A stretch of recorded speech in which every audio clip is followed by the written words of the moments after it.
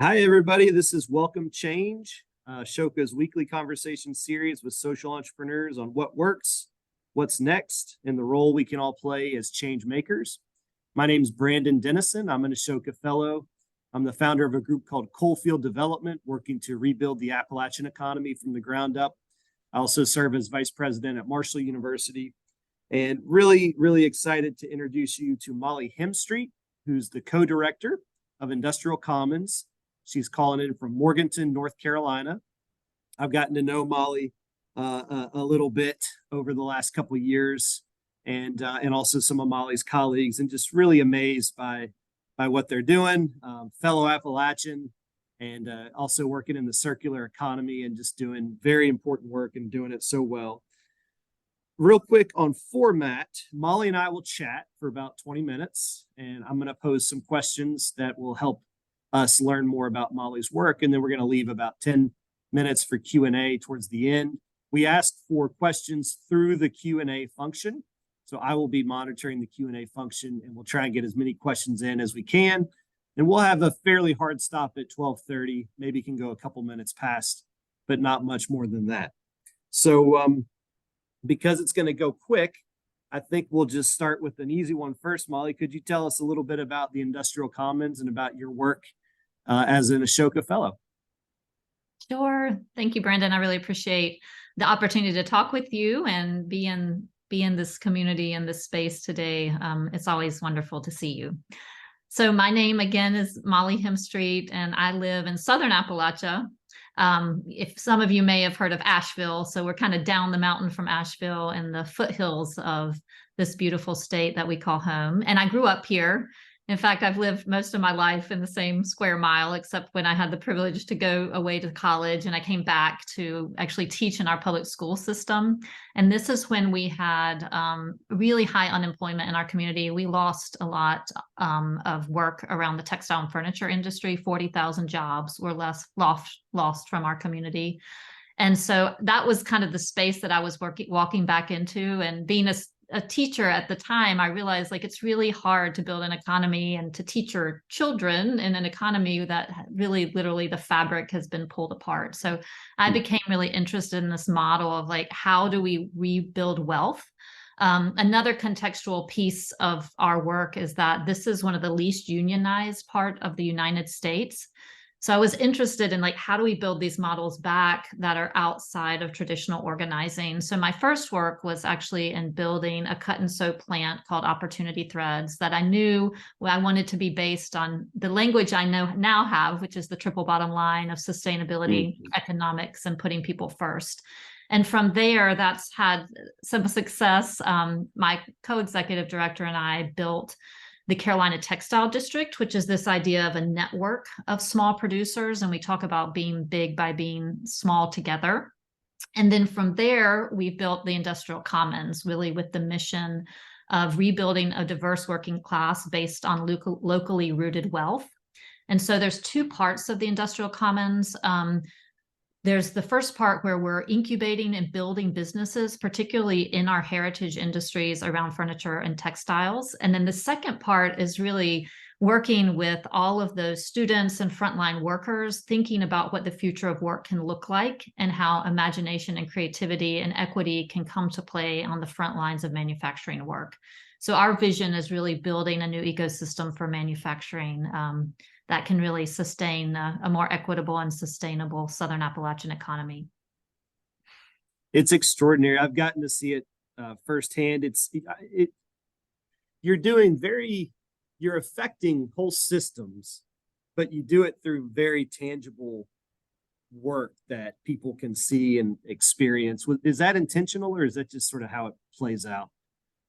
You know, it's funny that you say that, because somebody called us the other day. We were in something like practical innovators. And I think there's something that's very Appalachian about like totally a lot of grit, and you do things that are very practical, often with your hands. And because you have a sense of like making this work, because this is the communities we're in. There's a deep sense of innovation, not just in the products but we're making, but like how we're bringing people together. We talk a lot about co-opetition. So in some spaces you might be competing with somebody, but at the end of the day, I think what makes our economies work is when we can help everybody's boats rise a little bit. And so I do think we have the advantage of having this really interesting economy that actually, when we look at the metrics around the census data and the metrics around the economy of textiles and furniture, it's actually really stabilized. There was this deep downturn, and then there's been this really strong stabilization. And so like that's something that we can build upon. And so I think there's like a real practical nature of the people that survived the downturn. And then there's this opportunity to innovate with some of these new economies that can really live within the infrastructure that has served our communities for generations. Yeah, I agree. I think there's an Appalachian sense of grit and hands-on, willing to roll our sleeves up and do hard jobs and make things and fix things and grow food. Also a strong sense of place. I think Appalachia is a fairly distinctive region with a distinctive culture and landscape, but it's not one thing. And so a lot of times, I am in the coal fields where there has been a lot of coal. We've been dominated by coal for a long time, but Appalachia is a big region. It's not just West Virginia. The Appalachian Mountains stretch, almost up and down the, just left of the East Coast. So could you speak to a little bit of the sense of place? You mentioned, you grew up in where you're working, and with the place, the economy of the place, and how we've been affected by extraction in Appalachia in various different forms. Sure. And I do think about just like the diversity. Even my own family, my husband is from, he's from a second generation immigrant. My children are bicultural children. They grow up speaking Spanish and English. Right. So there's a real deep, I think, sense of like, what is the new Appalachia? And it's a very diverse place. It's interesting because there's a book called The Maya of Morganton, and the first cooperative that I started was alongside with Mayan indigenous workers that were here. And we have such a large Mayan population. Actually, the consulate of Guatemala has polling stations here for Guatemalan nationals. Amazing. Yeah, it's interesting in these Yeah. pockets of like Appalachia, which you kind of have a vision of it in your head, like what that new community looks like. And then just the Black community that's been here for a long time. We are on, Catawba land here, and with the Cherokee Nation right at our back door as well. And then another interesting community that's here is the Hmong community. So outside of California, Minnesota, and Wisconsin, we have the fourth largest Hmong population. So I do think it is a really interesting mix of communities coming together, and that gives me hope, and not just like the economics, but what the future can look like for creating space, like the new space. That's what makes me want to be here too. It's not just my roots and the beauty here, but like the people that are here as well. So you asked me a question and I went off in a different direction. That's so beautiful. I'm glad to pause. So I think my heart is with those people. So and my family. I love to pause. So, I think a lot of people think, Appalachia coal, it's a lot more sectors, but also people think Appalachia and think white. And, statistically, comparatively to maybe some more urban areas, it's gonna be more white when you compare and contrast, but there's a lot more diversity of all different kinds in Appalachia than many people realize. And it's a strength that we only need to grow on as we build new spaces for the future. Just really appreciate that. I was asking about extraction. So sort of as we look at economic systems in the region, what's the role of extraction? And then how are you countering that with a new economic ecosystem? Yes, no, I know you and I have had this conversation. You have such a visceral, like particularly the coal fields have such like a visceral sense of extraction, like there's things coming out of your earth that like are shipped out. But I do think that's a common thread along all of Appalachia, whether that's knowledge, whether that's just things that are made here that are left. And then, while you can export products out of your community, what happens is the wealth never stays. The And wealth. so, yeah, it's that sense of rooted wealth that generationally, creates these patterns of persistent poverty, which is why we're so interested in building structures that can hold wealth in. It's really interesting. Like the facility I'm in right now is an old shoe company. When I was growing up, it was a shoe manufacturer, and then it was a weaving mill, and then it sat here for many, many moons. And now we kind of came back in. I know we might get to talk about the importance of infrastructure. We were very lucky to have a local donor give us the money to buy a brownfield that's in the downtown of our community. The irony is the same person owns both, right? And so this sense of like a few people owning the deep wealth and the infrastructure is why we really have to think about not just income, but wealth generation from an economic perspective, but also from all the multiple forms of wealth, including social wealth and, how people can move within a community, the cultural wealth that's here, the knowledge that's here. And so it is really important that we create systems in which also the intellectual wealth of people don't feel like they have to leave to have an opportunity. And I do think it's a really important moment for rural communities to be able to grow and hold leaders that want to say, because that ends up just being the ultimate form of extraction, is folks that are from here that don't feel like they can stay. That's incredible. I'm born and raised in West Virginia. I always figured I would leave. And then when I did, I immediately wanted to get back. And you'll hear Appalachian people say this exact same thing all the time, but it can be tough. I mean, I can name more than a dozen high school classmates that have died from an opioid overdose. I mean, there are just some socioeconomic realities in Appalachia that are tough. And so I think what Industrial Commons, Molly, Sarah, and Coalfield Development here in West Virginia, we're really trying to innovate new, better models that retain wealth and that invest in people and their well-being and create a sense of community rather than tear that apart. So Coalfield Development, we've done a lot in social enterprise space. We've really been trying to learn from Molly about the cooperative space. So could you go a little deeper for listeners on how you have structured some of the different initiatives that you've structured in Industrial Commons and why the governance and the engagement of the workers is so important to you? Sure. Because when again, we're a county that's part of an opioid settlement as well. And we've been learning from you because I think you all have really figured out how to build these pipelines of like support systems that really scaffold people getting back on their feet. So we turn to you to look for those models, because at the end of the day, we talk a lot about like, we can make things, and that's important. But at the end of the day, what you're ultimately trying to create is hope so that people can turn to healthier solution for their lives. Yeah. So for a piece of us that is the rerouting of wealth, and again, kind of being in a non-unionized, it's a traditionally like non-unionized area, and having been on the side of trying to help unionize in another context, what we realize is like there's kind of organization or there's not organization. And so what we're trying to really grow is more of a vibrant middle. And so we see the model of employee ownership as a really interesting way to like grow that middle, or just like more democratized workplaces, because a lot of who we're working with are smaller industry plants. If you've survived in the textile and furniture industry, you've probably been nimble and you've figured something out. You're probably relatively technologically advanced, and there's not these plants of like, when I was growing up, there was a Hanes plant. It was like 600 people. Like you have these much leaner facilities now that are able to produce more. And so they don't necessarily lend themselves as much to these huge like union drives we might have seen at one point.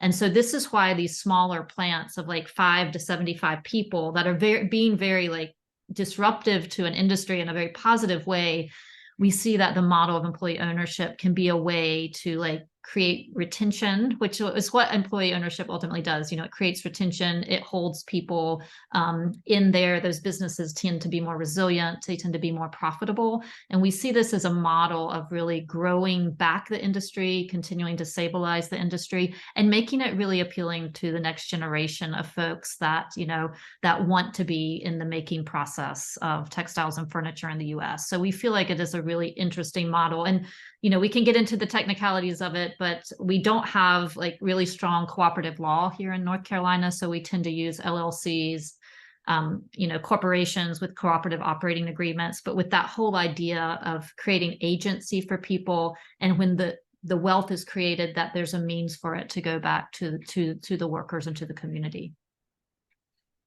Could you talk about the circular economy as well and why that's been an important piece of your work? Sure.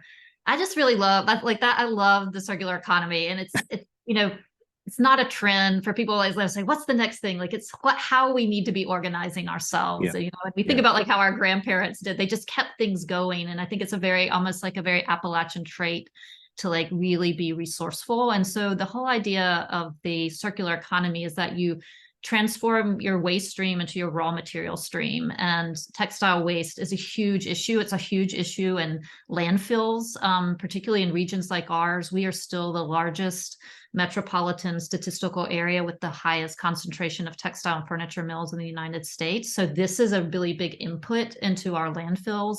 So the whole idea of the circular economy is that we can map our region's waste, create models in which that comes back into our supply chains. And one of our flagship cooperatives is really leading that push to the US circular economy material return. And so, there's not a lot of times when there's very few silver bullets for solving problems like persistent poverty and economics and equity and all of those things. But the circular economy really paired with new models of employee ownership in an ecosystem model, I think is a real hopeful opportunity for us to really shape economies like the ones that we have here in Southern Appalachia. Completely agree. And there again, there's a pragmatism to it, right? I mean, it's not the sexiest thing. It's not a fancy new technology, but it just makes sense and it's doable. Anyone of any skill set can engage in it and contribute to it. And I think that's very well said. How about the importance of infrastructure? So amongst social enterprises, cooperatives, even compassionate traditional business owners, folks interested in circular economy, you speak often about this sort of social civic infrastructure is maybe, I think, what I'm hearing. Why is that so important, and why is that a theme that you return to? I mean, I think we're doing really innovative work. And I think what happens is often the spaces we're in don't embody like the innovation. Like I'm sitting in this factory right now and it's 180,000 square feet and it's rather cold. Like I have the very coveted one window where I came in to do this today. So I think there's this misconception, like there's all this like infrastructure that's in our communities. And quite honestly, it's not always embodying the innovation of the work that we're doing. I'm also like, if I look out my window, there are the mountains beyond, but like I'm behind a barbed wire fence. That's what this was. It was about keeping people in or out. Most of the windows are bricked up. And so what we really see is for there to be life that's brought back into these industries and for people to want to be in our spaces is they need to be in buildings and spaces that really affirm the embodiment of the innovation that we're living out in our day-to-day work. So that's one of our big pushes right now is on this brownfield is kind of turning up, a new generation of kind of like the phoenix coming out of an old factory that burned down was into like new innovative space. And we have a lot of really aspirational building pieces that we're putting into that, particularly around the Living Building Challenge. It's like if we're going to go for it, we really want to show like in a communities like ours, you can do very innovative work with innovative labor models in very innovative spaces that ultimately leave our communities better places. So I know we've learned a lot from you around, and it's interesting that we both landed on the importance of like space. And I'll also just put in a real plug for housing as well. Part of our innovation campus, that is a large project that we're undertaking, includes housing as well, because we saw that in the pandemic, like everyone was starting to flock to rural communities, and that becomes a problem actually for rural communities. So we're trying to be sure there's a housing stock that's available for the workers in our ecosystem. Yeah, I think it is, the spaces matter. And I think in disinvested, communities where there's dilapidation, it's an eyesore, it's a drain on property values, becomes a safety hazard, but it's also just demoralizing if you live in a town where you drive by boarded up barbed wire, vacant structures, it just sends a signal about, is there a future? Is there hope here? And so again, to that tangibility, when you revitalize a space, sort of honor the past people who worked there, but make it an asset again where people can work in a good paying job for the future. It's just so tangible, and it creates hope, as cliche as that might sound, that people can see it and experience a physical space coming back alive. And I think that matters, especially in some of the rural places where we work. I want to say that that's kind of our hope. And so we have a really high, along with like the opioid crisis that's affecting a lot of Appalachia, we have a very high population of what are called opportunity youth, which means like these are youth between 16 and 24 years old, that they're not in school, they're not working, like we're not exactly sure where we are. And we have one of the highest populations in North Carolina.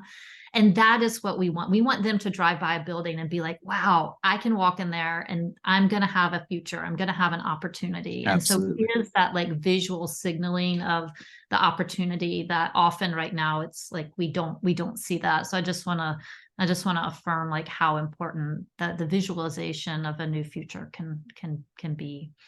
So we're getting some good questions rolling in here. Major employers around the country are contemplating ESG and social impact. What guidance would you have for them as they contemplate relationships in Appalachia and other parts of the country subject to extraction? How do they show up and support the movements you're building?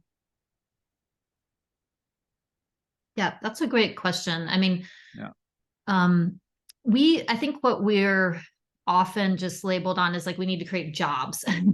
And I think that's a very complex idea. I think this idea of like wealth building, personal wealth building, community wealth building is very important. Like, how are we measuring that? And then I also think the quality of the job is very important. And there are really good quality job measures out there. The stability of the job, the benefits related to the job, clearly, the income of the job. And then what we hear a lot is like the mobility within the job. So I do think it's like, as we're thinking about like human development coming into our region, I think the wealth creation of it and the quality of that job, and then the environmental aspects of that as well. What's so interesting, I think, Brandon, I think we were talking about that when you were visiting, is to look at the climate resilient maps with that. When you look at climate resiliency within the US, a lot of the most climate resilient places are in Appalachia because we have these phenomenal watersheds and phenomenal mountains and a lot of protected land. So I think really pairing these metrics and these standards alongside wealth creation, long-term, economic creation that can be rooted and not just like taken away and offshore. That's why the circular economy is so important, because you can create localized systems of reconstituting your waste streams into economic streams, the quality of jobs that are there, and then their relationship to the land and the environmental to assure that all of those things are interconnected. So that might be a starting point, but I'd love to get your thoughts as well. I want to plus one all of that, but especially on climate. Coalfield Development created something called the Act Now Coalition, Appalachian Climate Technology Coalition, which really views Appalachia as having the potential to lead the way on the climate resilient economy. Forests, rivers, large forests, biodiversity, less population, which means cleaner air in many cases. Now, all of that's threatened as well. And so I think there's some tremendous ESG opportunities, but it needs to be in partnership with locally based organizations that treat their people well, sort of with us, not to us type thing. Here's another good one. So, Molly, how have you been able to secure rural political support for cooperativism, given that it's different, can feel scary, might get called communist, yada, yada, yada? How do you build political support? Yeah, that's something we're like really proud of. We live in a very purple state. And I know, Brandon, you and I and Sarah talk about a lot of this and often get on the phone and strategize. But at the end of the day, I think no one can deny like how much we love our community, and like we're here for the long haul. And so like we're from here, we want to build, lasting institutions. And at the end of the day, also, we're really talk about livelihoods and no one can deny the importance of good, secure livelihoods for people. Yeah. It is, we talk a lot about like these, our heritage industries of textiles and furniture, and that there's a deep pride in that. So when people see us talking about, and not just having talked about it, but having lived in it and worked in these factories, like we're not just kind of coming in from the outside saying we think this is a moment for like a really renaissance here. I think we pull resources in, we share those resources well. So I think there's a getting people on board with a commonality, and I think that heritage of a commonality of an industrialization that served our communities well, like for a time, but then like really broke our communities, and the ability to retell that story, to put it back together and bring resources to it, I think is really important. So I think just that narrative around livelihoods, that narrative around these common problems everyone has. We know that there's a really high percentage of opportunity youth. We know that as people are coming out of addiction programs, they need good jobs to, substance disorder programs, they need good jobs to come back into. So I think it's finding the universal problems that we've all lived and bringing, again, practical but innovation solutions. We were really proud. We worked very hard to get in our state budget, and we got in our state budget. That was a lot of work. It was a lot of bridge building, but we were really excited. So yeah. You live in a purple state. I live in a ruby red, glaring red state. And yet I will say most people outside of red states, I would say, underestimate what's possible. And on the policy side, I even in a state as red as West Virginia, you can't just judge a person based off of the decision they made on one Tuesday every 4 years. There's more to people, and there's more complicated. And most of the people, even despite the politics, do care about the community they live in and their neighbors. And it's pretty amazing what can get done when you just try, and when you show up and keep your word and prove that you're good to your word. And I love that you're true to that. There's a question about how we get the word out about what we do. People are looking for stories of hope. Awareness of economic inequity is growing. How do we get those stories out? That's a good question. I know you and we're so focused on the work and holding it all together. I think we often need help. We've actually hired like an archivist and a writer. She was ironically a lot of our high school English teacher, but to start to tell the story and write the story, because there is complexity to it. And I know we're always in danger of like oversimplifying the story, and at the same time we need to make it accessible. So I guess doing some of these things like this and getting out there, getting pulled to have conversations. But we're actively trying to do that. And I think part of our hesitancy is we want to be our own storytellers. So how do we start to craft our own narrative so it feels very genuine from within? But I don't know. I think that's we have work to do there. So open to ideas. We have work to do. I don't know about you too. After 2016, we sort of got flooded with national media, but it was not really the right kind of media. It was like, hey, to introduce me to a Trump voter was basically the gist of it. And when we tell these stories, certainly let's talk about the complexities that we have in Appalachia, but also let's talk about the really good work that's already happening here from the ground up. So I think that's important. I'm going to do two more questions here. This one, I don't know the answer to this, at least in an international setting, but it's an interesting question. Are there government grants to support net new manufacturing plants to be created or brought back? Now, this is specifically from third world countries. But what have you been able to get government grants either for programmatic work or for physical construction? Yes, I think we are lucky that we are part of the Appalachian Regional Commission, and I know they have been really supportive of our work. I think we have an interesting kind of for-profit, nonprofit model that allows us to use our nonprofit status to seed funding for companies that can then grow.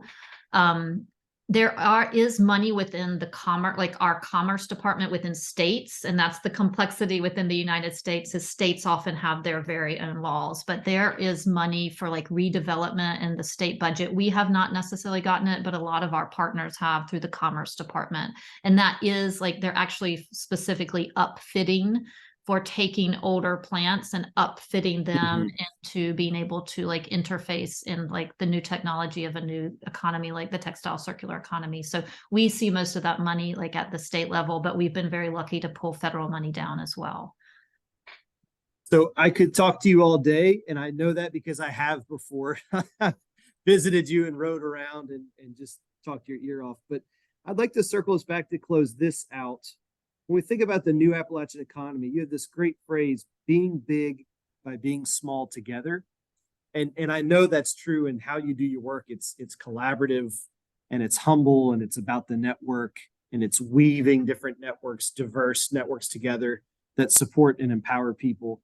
So for other social entrepreneurs, what advice would you have for building networks and strengthening networks and working through networks? Mm-hmm. You know, I think one thing we always look back at, and this goes back to the political question, because we all face it, you know, whatever context you have, is this real idea of like mutual benefit.